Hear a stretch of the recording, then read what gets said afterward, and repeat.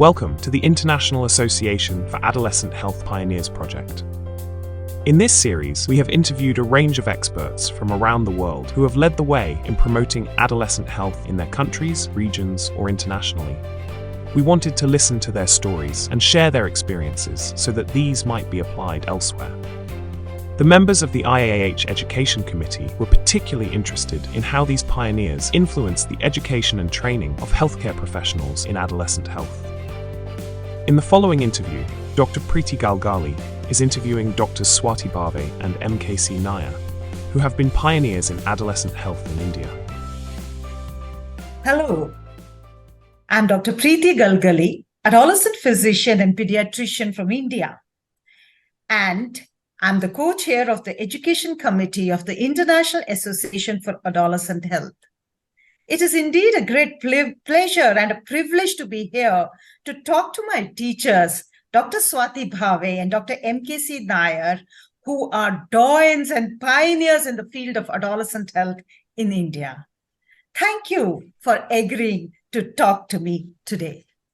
Dr. Bhave is currently the Professor Emeritus in Adolescent Medicine at Dr. Drs Patil Medical College and Research Center and Vidyapeeth at Pune. She is the head of the Adolescent Clinic at Jahangir Hospital and Research Center, Pune. Dr. MKC Nair is the Emeritus Professor Research and formerly Vice Chancellor, Kerala University of Health Sciences. He is the Emeritus Professor in Developmental Behavior, Adolescent Pediatrics at Child Development Center, Kerala. He is the Director of NIM Spectrum Child Development Research Center at Trivandrum in Kerala. As you know, Dr. Nair and Dr. Bhave, I'm carrying out this interview on behalf of the Education Committee of the International Association for Adolescent Health. We are interviewing a range of people who have had an influence on how health professionals are trained in adolescent health in different countries so that your experience can be shared with others. And I know you have immense experience. I have known you both as ace physicians and remarkable teachers over the years. And I know that from personal experience, as I belong to the first cohort of Indian pediatricians to be formally trained in adolescent health 19 years ago under your eagle eyes. So thank you very much, Dr. Nair and Dr. Bhave. Before we go any further, I would be really interested to hear about your personal journey. What inspired you both into adolescent medicine? What specific training did you undergo? What sort of challenges did you experience? And how did you overcome them? Way back when I was a student in class 6, there was an incident that happened in which the teacher had beaten me up for no reason. The hurt was there so much in me that when I became adolescent, otherwise I'm supposed to be a very quiet person, I literally blew him up, at the adolescent age. Nobody, even my mother, could not believe, how could you have behaved like that? You are such a sweet child. You never get angry, Alan. But the burning inside never went away. The burning inside. That made me think of child guidance. So when I was in CMC Ludhiana, I made sure that I was very well trained in child guidance because from OPIs and cases, I follow up cases. When I came to Trivandrum, the child guidance clinic was free. There was nobody to look after it. So I took it in 1980, 7th of January. Probably it was a God's will that such incident happened, which actually put that passion in me that adolescents need support. That is the beginning. That's nice, sir. So it was a childhood incident which really pushed you into this field. Yeah. So I was also wondering whether you did some particular training in adolescent medicine before you really started imparting education to all of us. Basically, when I started adolescence, my experience was of a child guidance clinic. Now, last 43 years, I have seen more than 65,000 families. But when I started training you all, at that time, I was fascinated by historical conversion reaction. I have published more than 500 cases. It was all child guidance experience. Then, of course, when I started doing child guidance or adolescence, I had no formal training. Then I got my training in many subjects related to adolescence, including psychology, philosophy, journalism, whatnot. So many things. But at that point, I did not have. When I started, I did not have any formal training except the experience. That's really nice. So you learned on the job and then you further kind of added on to your qualifications. In the beginning, what adolescents really coming to the child guidance clinic? What are the kind of obstacles that you faced in the beginning?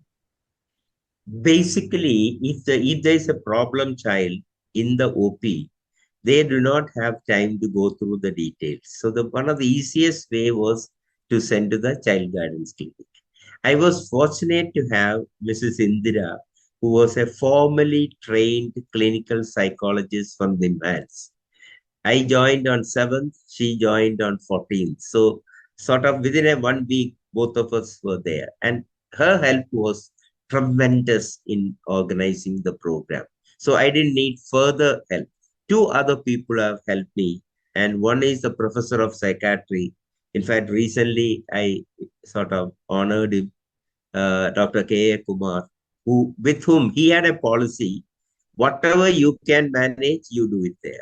The moment you have a doubt, just send to us, which means not more than 5 to 10% will go to psychiatry, because at that time child psychiatry was not there.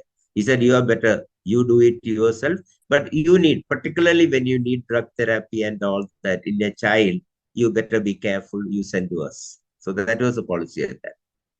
So partnering with a clinical psychologist and a psychiatrist really helped in establishing adolescent health services. That's wonderful, sir. Thank you very much. Bhave, madam, we would like to know what inspired you That's a into must. the field, and how did you get yourself trained, and what were the obstacles that you faced during this time? Unlike Dr. Nair, who has been in one place for the last many, many years, I have relocated a number of times. So I worked in 4 medical colleges and 3 corporate hospitals. And so I will tell you what inspired me in the beginning. So as a resident, I was working in Grand Medical College, Mumbai. And there's a clear demarcation: the moment the child is 12 plus, he has to go to the adult OPD. And if need, he had to be admitted in the adult ward. So you can imagine a 12-year-old child, 13-year-old child being in an adult ward with all the adults around. And as residents, we accepted that. We didn't really much have that impact. But when I joined as an associate professor, I was a mother of 2 children. And I could empathize with the parenting aspect. And there was no concept of transition of chronic diseases from pediatric to adolescent to adult, which is so important and so well established now. So the parents were getting very upset when the child was 13, 14, going to the adult services and not finding them adolescent friendly. And we had to help them out. But obviously, legally, we could not do that. And that was the first time I realized how important adolescent is. And the transition from pediatrics to adolescent to adult is so very important. But at that time, we could do research component. So our HOD, who allowed us to do research on adolescents. So I did a project on 40 national athletes, swimmers, for their lung function test and fitness. And that is how my adolescent journey began in 1984. But the clinical part I could only start when I joined the corporate hospital, Bombay Hospital, in 1991. It is much easier to set up new services because they are not bound by the government laws. And I could convince the dean and the medical director to start an adolescent clinic. And I think that was the first adolescent private clinic in the country. And what were the challenges I faced? Getting patients was not such a problem because my own patients who graduated 12 plus came to me. And my older son was an adolescent. So the parent-teacher meetings, when they came to know I'm a pediatrician running an adolescent clinic, I got patients. And many of the consultants referred their so-called problem children to me. And we all know that these problems are nothing but normal adolescent development. The mobile had just come, so we didn't have so much mobile addiction, but we had academic problems, romantic relationships, etc. What was the challenges? Most of the consultants were very happy with these new services. Because I told them we are doing well adolescent monitoring, like we are doing well baby monitoring. Their puberty, their growth, development, immunization, diet, healthy lifestyle, sleep, exercise, etc. But those physicians, like the gynecologists who are handling puberty and PCOS, the endocrinologists who are handling puberty, the psychiatrists and the mental health professionals who are handling mental health problems felt very threatened. And like Dr. MKC said, I was not qualified to be an adolescent expert. So they're wondering what is this pediatrician who's not qualified in adolescents encroaching on our field. So it took a lot of one-to-one discussion saying that, as Dr. Nair said, that we are working in synergy. So if I have a problem, I get a flag signs of some mental health issues, we will work on this patient along with the psychiatrist and the psychologist and with the endocrinologist and the PCOS. Like I told them, you are managing the PCOS, but I'll manage their body image issues.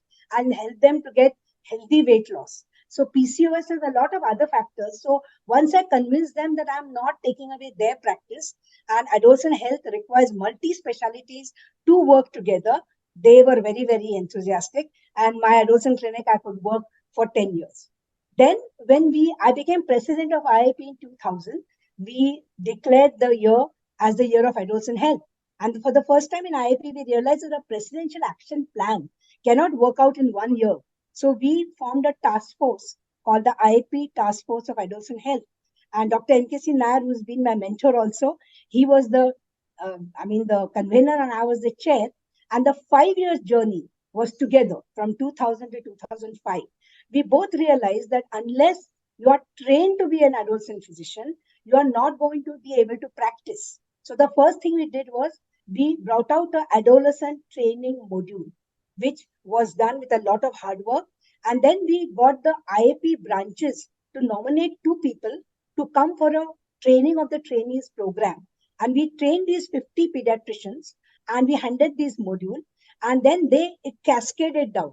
So that time we had only 8,500 members. Now we have 44,000. But this cascaded down from the state, district, city level. So a lot of pediatricians got trained in a certificate course of IAP into adolescent medicine, which gave them some leeway. Okay, we are now trained in adolescent medicine. What were the challenges? Always funding. And luckily for us at that time, the government of India was focusing on adolescent health, and they very much accepted the IAP's proposal of getting funding of training pediatricians. At the same time, UNICEF was training pediatricians for HIV and AIDS, and we put the adolescent component into that. So we got a lot of funding for training pediatricians into adolescent health. And then again in 2004, WHO started an orientation program, OP program. And Dr. Nair and I went to Bangkok and we became master trainers. And WHO and Government of India funded this WHO OP program. And we did a large number of programs along with FOXY, that is Federation of Obstetrics and Gynecology, and also IMA. And that is how we could train a large number of pediatricians, both from the medical colleges as well as the private practice. So now to qualify, okay, we have some certificate by the Indian Academy of Pediatrics, which allows us to do practice in this. Then in 2006, that's wonderful, ma'am. So I from what I understood is that your interest in adolescent medicine started with a transition clinic for medical disorders. You felt the need for that, and then you went into research and then got trained yourself from US, established services, and then motivated pediatricians under IAP to take on adolescent health. So this is a fascinating journey from establishing services and then going into education and training other healthcare professionals. I forgot to tell you that Dr. Nair and I organized the first international training program on adolescent health with Michigan State University in 2002. And we had experts from America who had come and 60 experts from India. And this was a week-long course, the first international course on adolescent health, where you also were there and 150 pediatricians got trained. And we did a refresher course with the same faculty in 2019 as advances. So we have done these international courses. for adolescent health. And in 2017, I started an adolescent certificate course in DY Patil Medical College. Yeah. Thank you for the question. Yes, yes, yes. Let me I start remember in that. a very, Dr. Nair, could you tell us yeah, further what happened? let Yes. me start in a very pleasant note. The best thing that happened to adolescents in India is that Swadiji and myself, we got along very well. That is the first thing. So what happened is, I think it was around 99 or end of 98. We met in her house in Mumbai with Dr. S.S. Kamath. We spent a whole evening discussing adolescence. At that point, she was also thinking of other programs for presidential action. We said no. We decided no. We will have a single point program. That's how for the next 5 years, we focus on adolescence. So when the Cochin conference came 1999, when Dr. Jacob John was the president, we made the theme as adolescence. We had a meeting in Delhi, which was organized by Dr. Jain and all. So many places, small things started, but started here and there. We can't say we both did the whole thing. No, it is not that. We both gave the initiative, but lots of people slowly started getting interested. The most interesting thing I found was when I went to Baroda, okay, I was having a team of pediatricians, had to go to 7 or 8 schools, teaching family life education, which is previously called as sex education. So, but at some point, we started the adolescent chapter, initially with Swati as chairperson, me as founder secretary. We had 12 members, and see how much we have grown from there. When I left 4-year term, I think we had nearly 500. Then Dr. C.P. Bansal, Dr. Tuteja, so many others. The second level team has Suganto Chatterjee. All of them have taken it, and then gave the third generation, the formally trained group.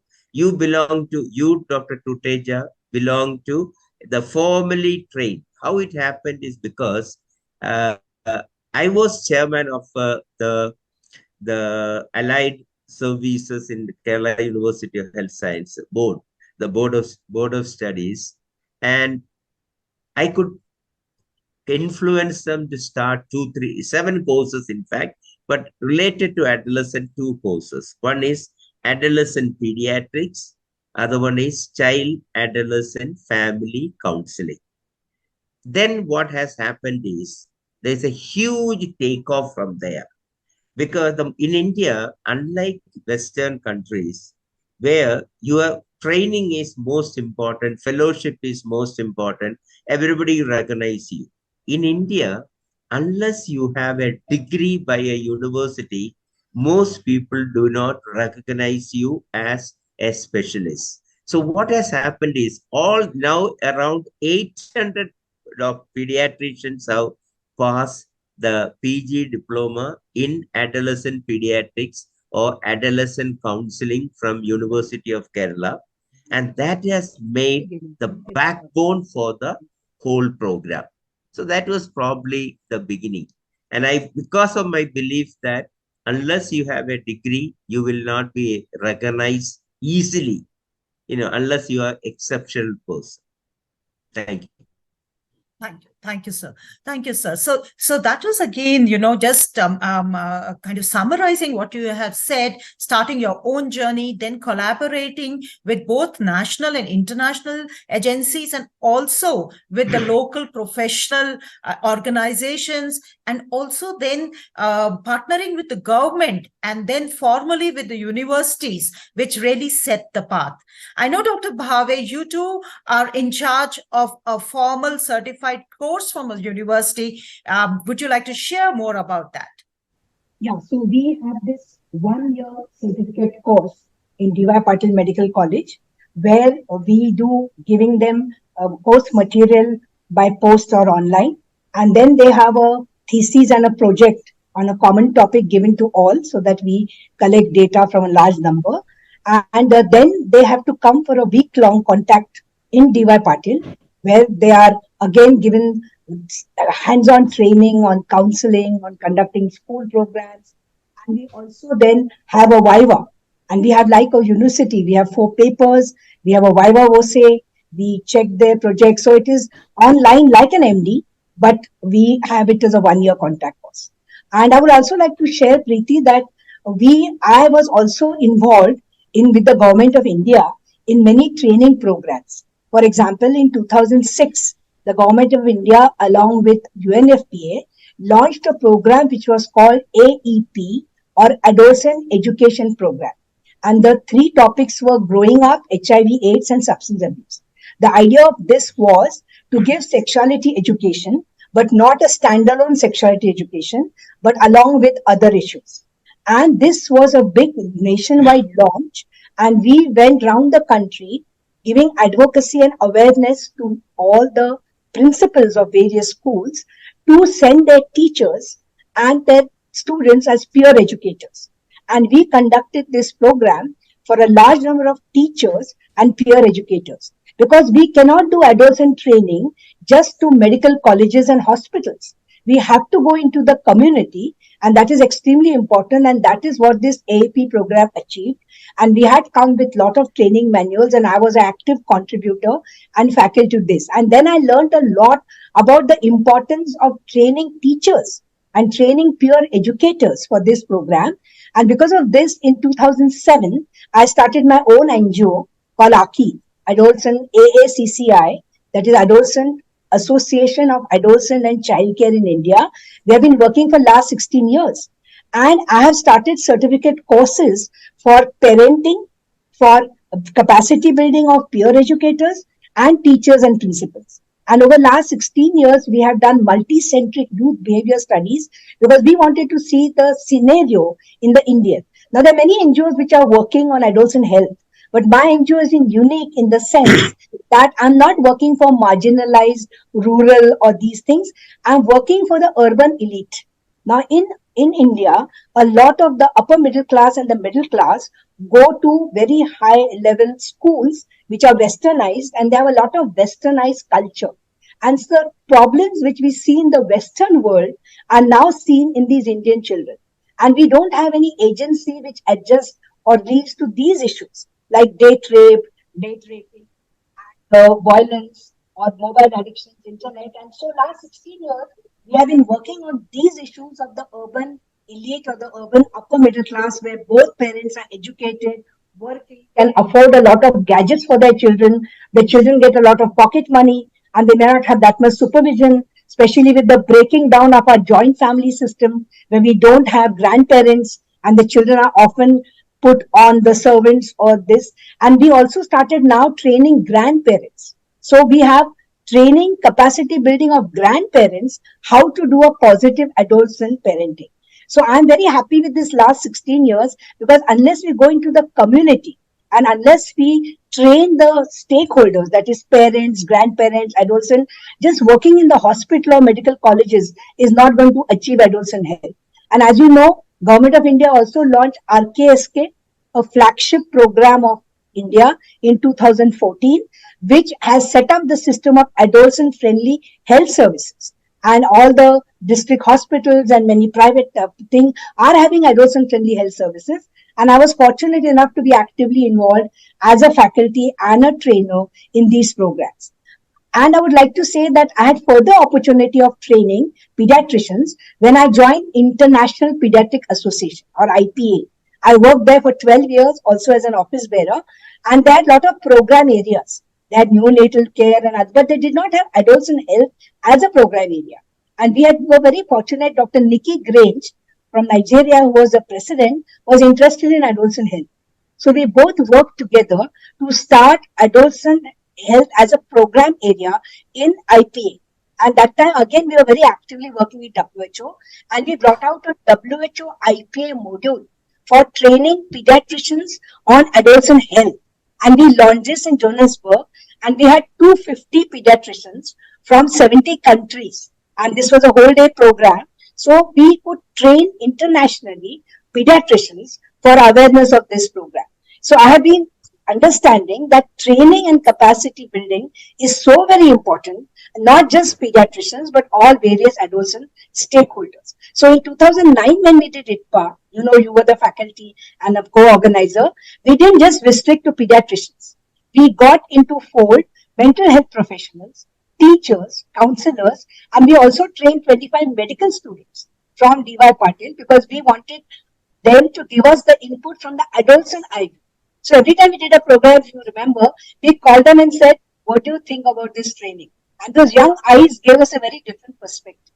And we also did what is known as hands-on training, because most pediatricians said, okay, we know all the theory.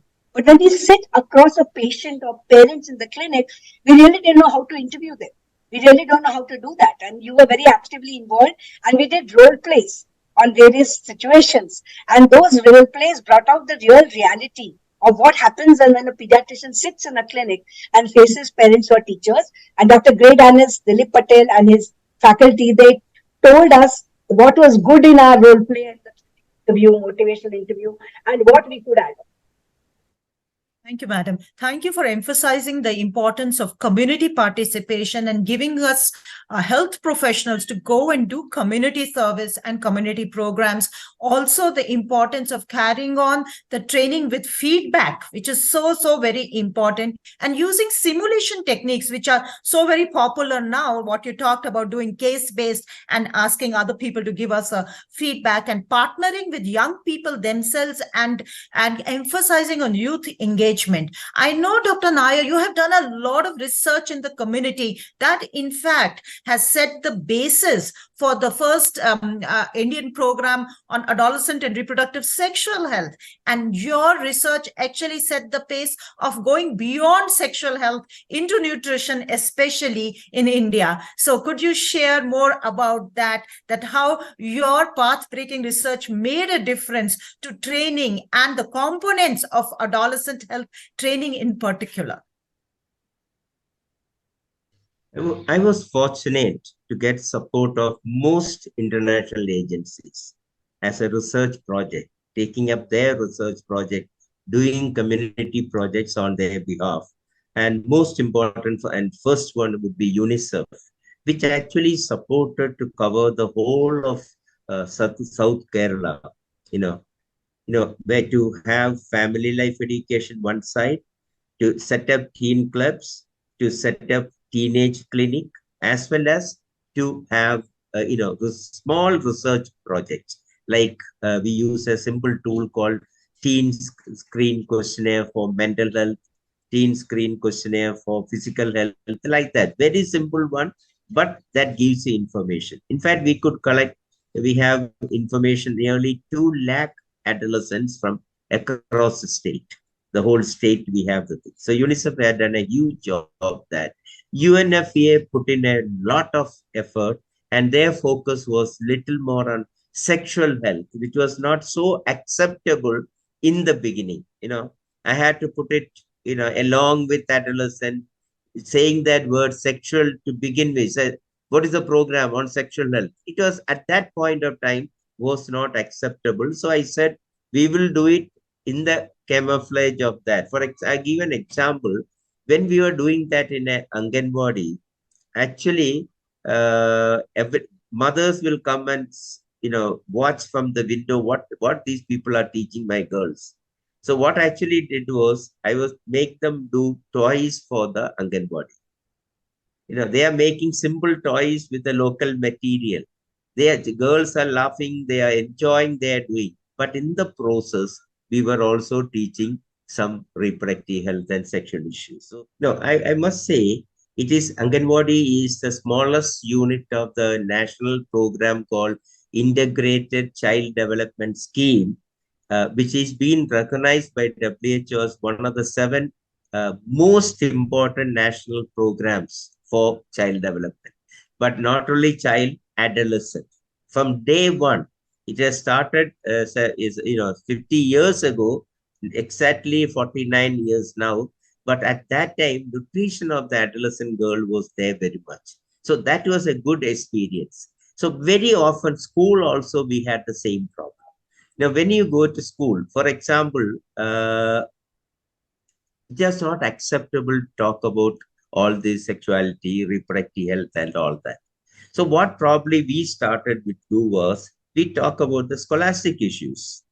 What are the problems in studying? Why children are not able to concentrate? Why like that you dissect out saying that some of them have mental health issues, some of them have reproductive health issues, some of them have life skill issues. So don't put your program as a sexual program, sexuality program.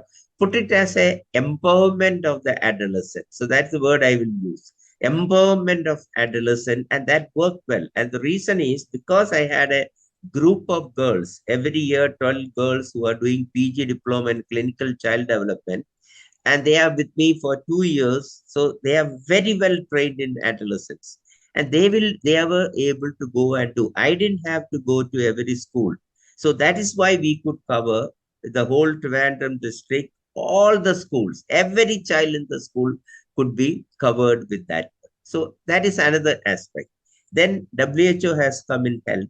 WHO's help also we have had conducting some national programs, and particularly we have had a WHO itself has trained us in many places. Wadiji, remember, I'm Yeah. forgetting his name, from Bangalore.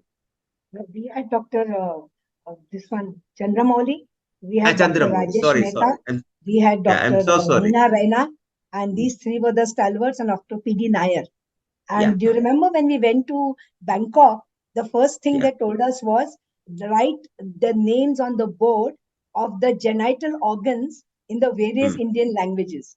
And we all were so uncomfortable doing that. And then we realized that if we are so uncomfortable, what about the parents and the adolescents? And that 7 days was really a learning process where we really learned to be adolescent friendly and how we should overcome our own judgmental attitudes or prejudice when you look at an adolescent. That when you see a tattooed or pierced adolescent, you don't look at the exterior appearance that she has some negative aspects, but we treat her as a person. Anyway, I'll continue the thing, what I was talking.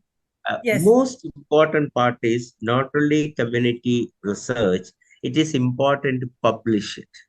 So I was fortunate to publish more than 120 papers on many aspects of community aspects of adolescent health, and have produced 5 PhDs in different aspects of reproductive health, starting with from Professor of Gynecology is working with me. To start with on teenage pregnancy, what are the factors that produce teenage pregnancy? We all think bad girls get pregnant. No, it is not there. It was clear-cut idea why they get pregnant. For example, they have 9 times, poor parenting, 7 times emotional disturbance of parents, and 5 times lack of sexual reproductive health knowledge, appropriate lack of sexual reproductive health knowledge. So that has probably convinced government of India also that it is possible. So that's about teenage pregnancy. We have worked on contraceptives, one PhD on contraceptives. We have done 2 PhDs on polycystic ovary disease. There is one on the reproductive tract infection in the adolescent age. There is one on obesity and the Barker hypothesis. So going on. So like that, so many PhD projects. Unless you have PhD projects, you don't get huge database from which you can learn a lot. Community, of course, very important. But community best experience, suddenly I remember, was, can you train doctors, Anganwadi workers, the what we call the local health workers called ASHA workers, all sitting together? Is it possible? Everybody told me, no, it is impossible. It's not possible. Nurses, all this. But ultimately, when we conducted that session, in the end, they all enjoyed. They all enjoyed and said, we never thought it's going to be so easy, because our ego barriers are all broken. We realized that we may know so much about medical aspect of it, but these health workers, lower level health workers, know much more on the psychosocial spiritual aspects. That's the greatest learning I have had. After that, I say, who is your teacher? I will say the Anganwadi worker. They teach you so much more than what we have. Because whatever trick we may do, it will not work in the community. The community person working there know what will influence the mother. This is extremely important for when you're doing adolescent program. Take the community into confidence. Take the community leaders into confidence. Leaders doesn't mean people sitting on top. No, the middle level workers. And this I've done experience the same thing in Tamil Nadu also. In fact, one during the peak of HIV, I was taken to a place which was highest prevalence of HIV by UNICEF. I went there. They all understand only Tamil, and I can understand Tamil but can't talk Tamil. I took class for 2 hours. In the end, I asked them, "Did you understand?" No, we didn't understand every word you said, but we understood what you are trying to say. So that sort of intercultural, interstate also that can be very useful. I would like to ask you a question. You have been asking me too many questions. Now I'll ask you one question. None of us talked about a teenage clinic. To best of my knowledge, you have done the best in organizing and sustaining a full-time teenage clinic or adolescent clinic. Could you throw some light on that? Thank you, sir, for that question. So all the training which I got from under your tutelage actually transformed into caring for adolescents in clinical practice by forming the Adolescent Clinic, and actually started the Adolescent Clinic and started doing community programs as was taught to me by my teachers. And the schools were the biggest source of referral of for patients to my clinic, and I started getting a lot of referrals from there, and adolescents themselves actually were my what I would say HR, and through the word of mouth it spread in my area, and by God's grace, I have seen now over 2,500 patients in my adolescent clinic. So that's something about me. Thank you very much, sir. But I would again go back to what you said. The importance of understanding the cultural nuances are so very important in training while we are undergoing training in adolescent health, to understand the community, to make our services culturally appropriate and not only developmentally appropriate as we often say. So I think understanding the community is a big factor when we are undergoing adolescent training. And I've been very fortunate because I converted my repeated relocations into a learning experience. As you know that I've been learning with the urban elite, the Delhi culture is quite different from a Mumbai culture and what is the Pune culture. And every time I had to relearn what is culturally appropriate to that city culture and how I talk to parents and adolescents regarding that. The adolescents are like universal, they are almost the same, but the parents differ greatly. And that is what I learned in my teleconsultations in the COVID period, where I did over 300 teleconsultations on these problems. And the parental mindset has to be really changed. So I had this rich experience of teleconsultations with parents and also, as I said, grandparents and teenagers. And I think capacity building of parents and grandparents into understanding adolescent issues is something which you have to learn. Yes, absolutely. So I think the shift in training, as what we started initially focusing only on the healthcare professionals, including even the nurses, community health workers. And I think now over the years, we've realized training the community, like you said, the parents, grandparents, anybody who comes in contact with the adolescents, to have an adolescent friendly approach is so very important. Even the lab technicians, the various workers working in the hospital, the inpatient care, I think everybody should have an adolescent friendly approach and should be trained for the same. So in one sentence, what do you feel has been a change in the adolescent health scenario in India over the years, and the change in the focus in training? The government of India has always focused on adolescent health over the last many years. But majority of the services were sexual and reproductive health, including HIV/AIDS. And now the scenario has changed because they have realized that the adolescent mental health issues are as important as the sexual and reproductive health. And so I feel now the scenario has gone for holistic health, which includes nutrition, which includes immunization, which includes mental health, and not just sexual reproductive health, which is of course very important. Okay. Thank you, Dr. Bhave. So nutrition, sexual reproductive health, and mental health would be your three key areas to focus on in the coming years. Dr. Nair, do you agree with Dr. Bhave, or do you have something to add to this? I would say what the change has happened because government of India have taken the adolescent issue seriously. Not necessarily in the hospital setup, which may take much more time, but from the community setup, umpteen number of programs. Rashtriya Kishore Swasthya Karyakram, the program under ICDS. And I'm surprised last week, just 2 days ago, I was doing a program for the Panchayat on premarital counseling, sponsored by the government.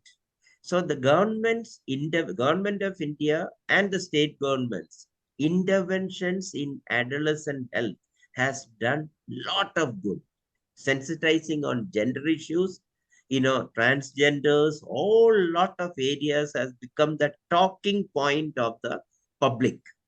And not in every part of India, I must say it may not be every part of India, but at least in huge pockets. So that has made adolescent awareness very good, except one which is still lacking, and that is the mental health. The stigma for the mental health, sexual health, it has gone away. The whole lot of stigma about sexual health has gone away, but that's what I realized 40 years ago. Now the mental health is the one which is, the child may be having symptoms at class 9, but by the time it reaches the doctor, it will be class 12 or even beyond that. So I think that is the crux we need to. The mental health part, we need to focus a little more. Lot of programs on hygiene, the whole government of India's Swachh Bharat program and everything. People are aware of hygiene, reproductive health. They are giving the menstrual cups. They are giving, a whole lot of packages free for sanitary care. So government of India has done a lot for the girls, particularly for the girls, of course, for boys also. That part is very well covered. But what probably has not been covered, in spite of having district mental health program, the adolescents do not reach in time to a consultant. That is the biggest problem. Well, and as we look ahead, Dr. Bhave, what do you think? How do you envisage the future of adolescent health in India and globally? And what do you think we should be doing to make sure that it remains on the agenda? The first thing in India, as we know that unless you have a qualified degree, like you have MD Pediatrics or MD Neonatology, we really cannot establish adolescent as a specialty. So a lot of us have been struggling over the last 10 years, and IAP especially the last 5 years, we are trying to establish the pediatric department, renaming it as Pediatric and Adolescent Health Department. And we are working hard to get a MD or a DNB or a course recognized all over India. So once that happens, automatically adolescent specialty will be recognized as a specialty. We'll start getting beds in the hospitals. And that is my one dream, which I'm sure IAP is working very hard, and we should soon have that. So that will be the first thing which we envisage. And secondly, the greatest treasure or the achievement for any teacher is when their students go above them. And I think that the greatest feeling I have when I see you, when I see the other adolescent health chapters, as Dr. MKC has mentioned, Dr. C.P. Nair, Dr. Tuteja, you all have become such great pioneers that what we started in 2000, you all have built up an edifice and gone far beyond that. And that is my vision, that now you all are going to create more youngsters who will also work on adolescent health with the same passion that you all have worked. So over the last, in adolescence, now we started a chapter in 20. So we are 23. So we are now the young adult as far as the adolescent chapter is concerned. And that's a second vision, that more and more pediatricians get trained into adolescent medicine. And second, it becomes a synergy. That means adolescent health is a multi-specialty concept. And hence, when we talk about adolescent clinic, it's the adolescent pediatrician, is a physician, is the gynecologist, mental health services, because together we can do far better looking after an adolescent rather than working in silos. So I think that's my vision, that an adolescent under one roof gets all the care from multi-specialities wherever he's gone. And my third vision is that adolescents are not taken as troublemakers, or they are not focusing on their negativity, but we in India use the demographic dividend, which is the young adults, and we look at them from a position of strength. Because adolescents can, all the revolutions in the world and changes have only come through adolescence. So if we can harness their positive energy and make them do something great, you see environment, you see any aspect, adolescents are the one who brings change. So thank you, madam. So the new UG and PG syllabus, which has 13 competencies on adolescent health, is actually, again, a game changer in the field of training. And I'm sure more changes would be coming out in the curriculum-wise and training-wise. Dr. Nair, what are your thoughts about the future and your vision? I would agree with Swati that just like all of a sudden, critical medicine has become a huge specialty in India. Before you close and open your eyes, every hospital has a critical medicine person. Something like that happened for adolescents. So which means that can only come from the National Medical Commission decision, that there can be, if not MD straight away, already the pediatricians have MD, it may be a diploma program. Even if a diploma, there should be more trained people in the hospital. That is one side. On the other side also, what is important, I again agree with her, that all our students have become much, much better than us. And they are, when I listen to programs done by them, they go really, really into areas, new areas. But I watch, talking so big issue is one thing. Actually putting that into practice in the ground level is different. So one side, while appreciating the youngsters, I also will request them to be little, rooted to the ground, so that you're not just talking higher things, but actually is able to implement bit by bit in the community. The most important, third one, the most important, which I tried with IMA, did not succeed for whatever reason, is that every IAP branch, because even a district has maybe 3 or 4 IAP branch, every IAP branch should conduct weekly adolescent clinic, calling other specialists into it. A culture of doing together, multidisciplinary, transdisciplinary, that culture, if we can be brought, not that it will cover huge percentage of adolescents, but the message will go down that all these people are together for there. They are all there for my child. And parents are really, really suffering with all the problems. We didn't discuss any of those problems about addictions, cyber addiction, the whole bullying, whatnot and whatnot. So I think we need to work together. That should be the agenda for IAP or Government of India. This is what I think. Thank you, sir, for again emphasizing that together we can do so much, alone we can do so little.